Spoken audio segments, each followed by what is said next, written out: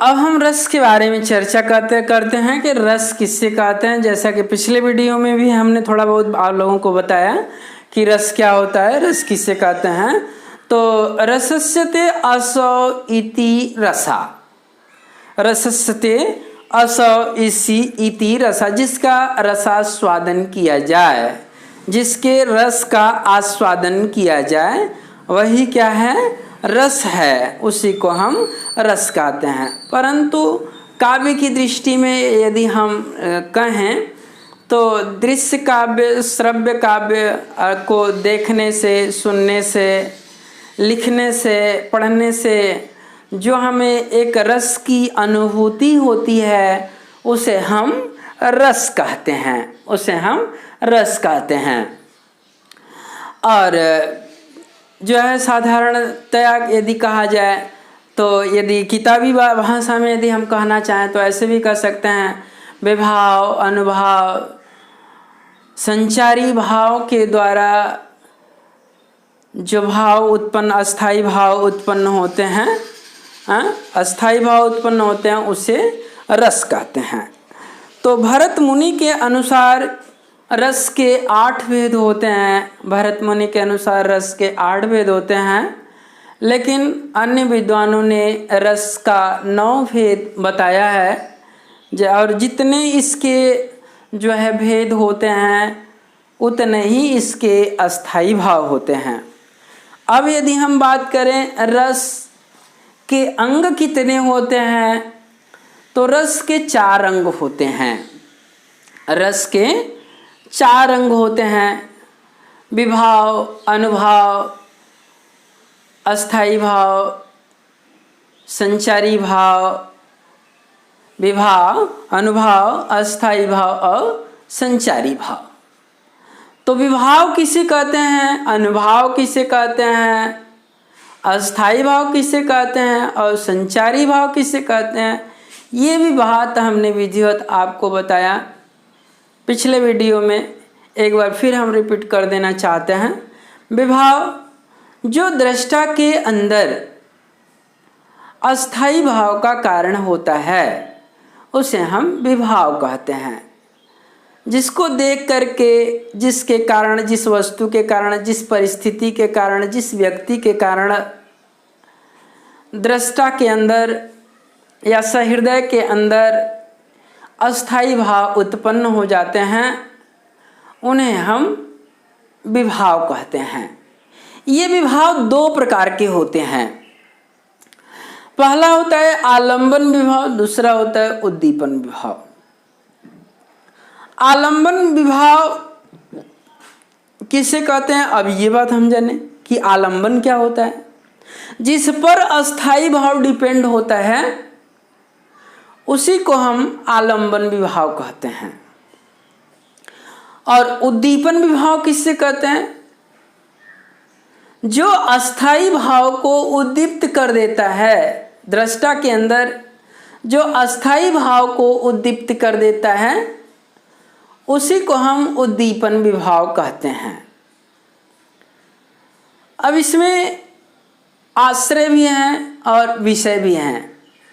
तो जिसके अंदर भाव उत्पन्न हो रहा है उसे हम आश्रय कहते हैं, जिसे देख करके भाव उत्पन्न हो रहा है उसे हम विषय कहते हैं। अब हम बात करते हैं अनुभाव की। अनुभाव, अनुभाव, आलंबन विभाव और उद्दीपन विभाव के बाद जो अस्थाई भाव के द्वारा जो चेष्टाओं को, गतिविधियों को करने के लिए विवश कर देता है, जैसे पसीना का आना, आंखें लाल लाल हो जाना, भौहों का सिकुड़ना, ये अनुभाव कहलाता है। ये अनुभाव कहलाता है। इसके भी 4 भेद होते हैं। अनुभाव के भी 4 भेद होते हैं। सात्विक अनुभाव, कायिक अनुभाव, मानसिक अनुभाव और आहार्य अनुभाव। कायिक का मतलब शरीर के एक्टिविटी के द्वारा, गतिविधि के द्वारा जो हम किसी को एक नया संदेश देते हैं, एक नया बात बताते हैं, उसे हम कायिक अनुभव कहते हैं। आहार किसी की वेशभूषा के द्वारा किसी के मन को आकर्षित करना, वो आहार्य अनुभव हो जाता है। सात्विक अनुभव किसी को देख करके, रोमांच बातों को देखकर रोंगटे खड़े हो जाना, पसीने की बूंद उत्पन्न हो जाना, ये सात्विक अनुभव के अंतर्गत आता है। और संचारी भाव किसे कहते हैं? संचारी भाव जो होता है वह विभाव, अनुभव, अस्थाई भाव के द्वारा जो व्यक्ति के मन में एक संचरण के माध्यम से जो उत्पन्न होता है, समाप्त हो जाता है, वह लंबे समय तक अस्थाई नहीं रहता, उसे हम संचारी भाव कहते हैं। यह पानी के बुलबुले की तरह अपने आप उत्पन्न होता है और अपने आप समाप्त हो जाता है, इसे हम संचारी भाव कहते हैं। जैसे शेर को देख करके चिल्लाना, रोना और फिर शेर चला जाता है तो फिर एकदम निधड़क हो जाना, तो ये अभी भाव उत्पन्न हुआ, अभी डर उत्पन्न हुआ, फिर डर जो समाप्त हो जा रहा है। तो यह उत्पन्न होता है, फिर समाप्त होता है, फिर उत्पन्न होता है, फिर समाप्त होता है, फिर उत्पन्न होता है, फिर समाप्त। इस तरह से इसकी जो क्रम है वह चलती रहती है। तो इस तरह से आपके जो रस के अंग हो गए, विभाव, अनुभव, स्थायी भाव और संचारी भाव। अब रस कितने होते हैं ये बात आप जानेंगे। रस भरत मुनि के अनुसार 8 होते हैं, अन्य विद्वानों के अनुसार 9 होते हैं और गौण रूप से इन्हें 11 माना जाता है। जैसा कि आप देख रहे हैं, जैसे है पहला श्रृंगार रस, दूसरा हास रस, तीसरा करुण रस, चौथा वीर रस,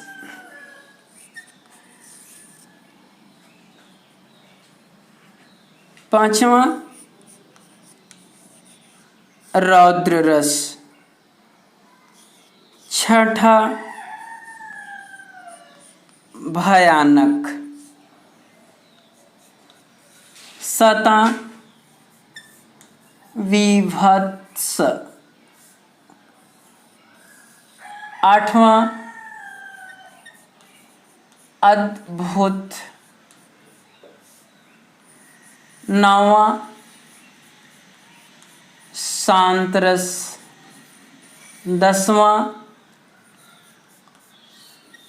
भक्ति रस, 11वां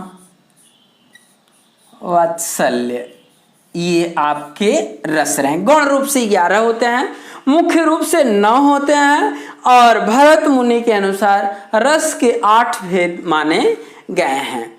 अब जितना रस उतने ही उसके अस्थाई भाव हैं। अब श्रृंगार की बात करें तो इसका जो अस्थाई भाव है रति है, और इसका ये हास्य है, इसका शोक है, इसका अस्थाई भाव शोक है। वीर का उत्साह है, रौद्र का आपका जो है क्रोध है, क्रोध है, और भयानक का भय है। विभत्स का घृणा है, जुगुप्सा है, अद्भुत का विस्मय है, शांत का निर्वेद है, भक्ति का अनुराग है, तो वात्सल्य का वत्सल है। बात देखिए, यदि किसी नायक और नायिका को देख करके रति उत्पन्न हो जाता है तो वहां पर श्रृंगार रस है। यदि किसी छोटे बच्ची को देख करके उसकी भावभंगिमा को देख करके, गतिविधि को देख करके, सौंदर्य को देख करके जो रति उत्पन्न हो जाता है, जो प्रेम उत्पन्न हो जाता है, रति मीन्स प्रेम, यहां भी प्रेम उत्पन्न हो रहा है, यहां भी प्रेम उत्पन्न हो रहा है। तो यदि किसी बच्चे के प्रति उत्पन्न होता है, वात्सल्य हो जाता है, वो है वही रति है, स्नेह ही है, प्रेम है। बच्चे के प्रति होता है तो वात्सल्य है, और किसी ईश्वर के प्रति अनुराग हो जाए, श्रद्धा हो जाए, भक्ति हो जाए, तो उसे अनुराग भी मिस प्रेम ही होता है। अनुराग का मतलब प्रेम ही होता है। लेकिन प्रेम तीन तरह, जैसे बच्चे के प्रति हो जाए तो वत्सल हो जाए, किसी ईश्वर के प्रति हो जाए तो वहां पे अनुराग हो जाए, भक्ति हो जाए, अनुराग हो जाए, अनुराग। और नायक और नायिका के प्रति हो तो श्रृंगार हो जाए। और यही इन सांसारिक असारताओं को, सांसारिक गतिविधियों को, इन संसार को छोड़ करके जब मनुष्य ब्रह्म को प्राप्त करना चाहता है, एकदम ईश्वर में लीन हो जाना चाहता है, तब वहां शांत रस हो जाता है, शांत रस, निर्वेद। जैसे तुलसीदास जी कहते हैं ना, तुलसीदास जी कहते हैं कि अब लव नसानी अब न नसै हम। हे प्रभु, अभी तक तो बड़ा मेरा नुकसान हुआ, अभी तक तो मेरा जीवन बहुत बर्बाद हुआ, लेकिन अब मैं अपनी लाइफ को, जीवन को बर्बाद नहीं होने दूंगा। अब लव नसानी अब न नसै हूं, राम कृपा भव निशा सिरानी। राम कृपा भव निशा सिरानी, जाके फिर न डसे हो। कहते हैं कि भगवान राम की कृपा से जो मैंने भवसागर रूपी रात्रि को बिछा दिया है, बिता दिया है, और फिर अब बिताने के बाद फिर अब मैं अपना बिस्तर फिर उस रात में बिछाना नहीं चाहता हूं। जैसे विनय पत्रिका में कहते हैं, ऐसी मूढ़ता या मन की। हे प्रभु, मेरा मन इतना मूर्ख है, मेरा मन इतना मूर्ख है कि परिहरि राम भगति शुर शरिता आस करत उस्कन की। जैसे राम भक्ति रूपी देव नदी को छोड़ करके मेरा ये जो मन है सांसारिक ओष रूपी, भौतिक वस्तु रूपी ओष के बूंदों की आशा करता है, तो यहां शांत रस है। जहां कि तुलसीदास इन सांसारिक वस्तुओं को छोड़ करके एकदम उस परम ब्रह्म परमेश्वर में लीन हो जाना चाहते हैं।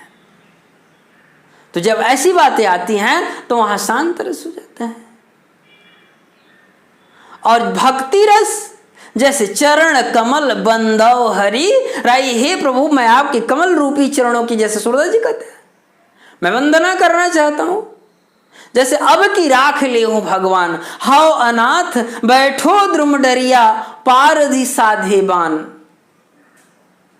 मैं जीवात्मा रूपी पंछी इस संसार रूपी डाली पर बैठा, और ये मोह माया रूपी शिकारी नीचे से बाणों से निशाना लगा रहा है। तो यहां पे भक्ति हो जाता है। जैसे मेरो मन अनंत कहां सुख पावे, जैसे उड़ी जहाज की पंछी फिर जहाज पर आवे। कमल नयन को छाड़ी महात्म। और तो यहां पे श्री कृष्ण की भक्ति की गई है, उनसे प्रेम किया गया है, इसलिए यहां पे भक्ति रस हो जाता है और अस्थाई भाव इसका अनुराग हो जाता है। अब वत्सल की बात करें, वात्सल्य की बात करें, तो जब बच्चे के स्नेह को देखकर, एक्टिविटी गतिविधि को देखकर जो भाव उत्पन्न हो जाता है, जैसे सूरदास जी जब प्रभु के बाल्यावस्था का वर्णन करते हैं, कहते हैं हरि जी की बाल छवि कहूं बरनी। मैं प्रभु के बाल्यावस्था के सौंदर्यता का कहां तक वर्णन करूं, मेरे पास तो कोई शब्द ही नहीं है। तो यहां वत्सल है, हरि जी की बाल छवि कहूं बरनी, सकल सुख की शिव कोटि मनोज शोभा हरनी। उनकी सुंदरता तो करोड़ों कामदेव की सुंदरता को क्या कर देती है, पराजित कर देती है। उनको देखने मात्र से सकल सुख की सीव, समस्त सुखों की जो सीमा है वो समाप्त हो जाती है। ये वात्सल्य है रति ही। लेकिन जब बच्चे के प्रति हो रहा है तो वत्सल हो जा रहा है, नायक के प्रति हो रहा है तो रति हो जा रहा है, श्रृंगार हो जा रहा है, और भगवान के प्रति हो रहा है तो भक्ति हो जा रहा है। और इन समस्त सांसारिक वस्तुओं को छोड़कर जब निराकार ब्रह्म को प्राप्त करना चाहता है तो निर्वेद हो जाता है।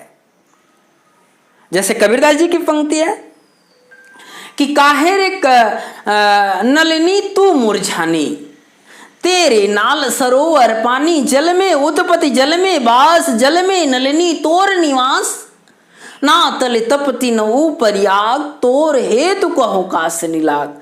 कहें कबीर जे उदिक समान, ते नहीं मुए हमारी जान। तो यहाँ कबीरदास जी उस परमात्मा के बारे में कहना चाहते हैं, ना कि उस नलिनी कमलिनी के बारे में कहना। तो यहाँ शांत रस है। तो श्रृंगार की हम बात करते हैं, श्रृंगार जहां नायक और नायिका दोनों एक साथ उपस्थित हो वो श्रृंगार होता है।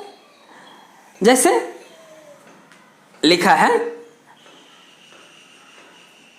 कि कहत नटत रिझत खिजत, मिलत खिलत लजियात, भरे भवन में करत हैं नैन नहीं सुबह। नायक और नायिका दोनों एक साथ उपस्थित हैं, इसलिए यहां श्रृंगार है। जैसे लता ओट सब सखिन लखाए, श्यामल गौर किशोर सुहाए, देख रूप लोचन हरसाने, हर से निज जनु निधि पहचाने। यहां भी राम और सीता दोनों एक दूसरे के करीब हैं, इसलिए यहां संयोग श्रृंगार है। और जहां दोनों एक दूसरे से अलग हो जाते हैं, दूर हो जाते हैं, वहां भी प्रलंब हो जाता है, वियोग हो जाता है। जैसे हे खग मृग मधुकर श्रेणी, क्या तूने देखी सीता मृग नैनी। तो यहां प्रभु व्याकुल हो करके सीता को खोज रहे हैं, सीता प्रभु से अलग हैं, इसलिए यहां पे विप्रलंब श्रृंगार रस हो जाता है। अब हम बात करें हास रस की, तो किसी के गतिविधि को देखकर, किसी के पहनावे को देख करके, किसी के बोलचाल की भाषा को देख करके, गतिविधि को देखकर, एक्टिविटी को देखकर, शरीर को देख करके जो हमारे अंदर हास नाम का स्थायी भाव उत्पन्न हो जाता है, उसे हम हास रस कहते हैं। या ऐसे भी कह सकते हैं विभाव अनुभाव संचारी भाव के द्वारा जो हास नाम का अस्थायी भाव उत्पन्न होता है उसे हम हास्य रस कहते हैं। ऐसे भी बोल सकते हैं अच्छे आसानी से, किताबी भाषा यदि कहना चाहें तो ऐसे भी लिख सकते हैं। जैसे बतरस लालच लाल की मुरली धरी लुकाई, शौह करे भवन हंसे दैन कहे नटी जाए। तो बतरस लालच लाल की गोपियां श्री कृष्ण के बातों के रस के लालच से उनकी बांसुरी को छुपा देती हैं। सौह करे भवन हंसाए, यदि सौगंध खाने की बात करते हैं तो उनकी जो भाव भंगिमा है वो हंसने लगती हैं। और दैन कहे नट जाए, और देने के लिए कहते हैं तो गोपियां बांसुरी को देने से इनकार कर देती हैं। और जैसे शिव जी की विवाही को ले लें, जैसे शीश पे गंगा हंसे, गले में भुजंगा हंसे, हास ही को दंगा भयो नंगा के विवाह में। यदि परशुराम संवाद की बात करें तो मात ही पिता ही उरीन भय नी के। अरे भाई, माता और पिता का तो तुम भय ही नहीं। लक्ष्मण जी परशुराम को दोषारोपण करते हैं जब कहते हैं कि जिसने हमारे प्रभु के धनुष को तोड़ा है उसे मैं इस दुनिया में जीवित नहीं रहने दूंगा। तो लक्ष्मण कहते अरे भैया, माता पिता का तो तू भाई बना कैला, माता ही पिता ही उरीन भरने के। अरे माता पिता से तो तुम उत्तीर्ण ही नहीं हुआ। और गुरु ऋण सोच रावण जी के, और गुरु के ऋण को उतारने की बात सोच रहे हो। तो यहां लक्ष्मण जी परशुराम का उपहास करते हैं। तो इसलिए यहां जो है हास्य रस है। हास रस है। अब करुण रस की बात करें तो करुण रस का जो अस्थाई भाव होता है वो शोक है। करुण रस का जो अस्थाई भाव क्या है? शोक है। अब इसका हम डेफिनेशन देखें या परिभाषा देखें तो ऐसे विभाव, अनुभाव, संचारी भाव के द्वारा जो शोक नाम का अस्थाई भाव उत्पन्न होता है उसे हम करुण रस कहते हैं। जैसे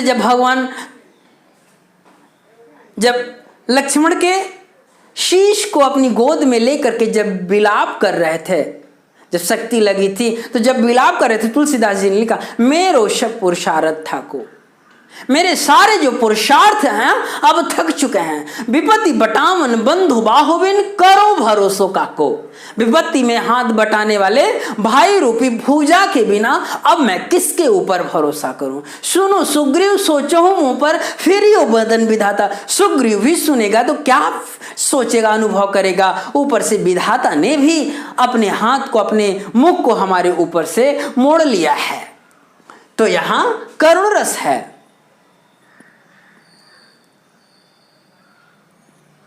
जब श्रवण कुमार को तीर लग जाती है तो उसके माता पिता भी वही विलाप करते हैं, वहां भी शोक है, वहां भी करुण रस है। जैसे मणि खोए भुजंग सी जननी फन सा पटक रही थी शीस, मणि खोए भुजंग सी जननी फन सा पटक रही थी शीस, अंधी आज बनाकर तुमने किया न्याय तुमने जगदीश। तो यहां भी शोक है, करुण रस है। तो इस तरह से जो है इसका उदाहरण हुआ शोक का, मेरो सब पुरुषार्थ था को। अब वीर रस का अस्थाई भाव जो होता है वो उत्साह होता है। वीर रस का जो अस्थाई भाव होता है उत्साह होता है। अब यदि हम किताबी बातों में कहें तो विभाव, अनुभाव और संचारी भाव के द्वारा जो उत्साह नाम का अस्थाई भाव उत्पन्न हो जाता है उसे हम वीर रस कहते हैं। इसमें वीर गाथाओं का वर्णन किया जाता है। जैसे साज चतुरंग सैन अंग में उमंगधारी सरजा शिवाजी जंग जीतन चलत हैं। साजी चतुरंग सैन्य अंग में उमंगधारी सरजा शिवाजी जंग जीतन चलद हैं। भूषण भनत नाद विहद नगारन के नदी नद मद गैबरन के रलत हैं। ऐल फैल खैल भैल खलक में गैल गैल गजन के ठैल पैल सैल उलसत हैं। तारा सुतरनी धुरीधारा में लगत जिम थारा पर पारा पारावार यूं रलत हैं। तो इस तरह से यहां भी वीर रस है, जहां की सैनिकों को उत्साहित किया जा रहा है। तो इस तरह से आपके एग्जाम्पल, परिभाषा और अस्थाई भाव, रस के अंग, रस किसे कहते हैं, इतनी सारी बातों को हमने आपको अवगत करा दिया है। और आप बुक से स्टडी करें। यदि आपको कहीं समस्या दिखता है या किसी पद में आपको अलंकार नहीं समझ में आते हैं या रस नहीं समझ में आते हैं तो जरूर आप हमें कमेंट करें, भेजें, ताकि हम आपकी समस्याओं का विधिवत समाधान कर सकें। अगला वीडियो हम अगला रस जो है कल वाले वीडियो में या आगे वाले वीडियो में देने का प्रयास करेंगे। तब तक के लिए धन्यवाद।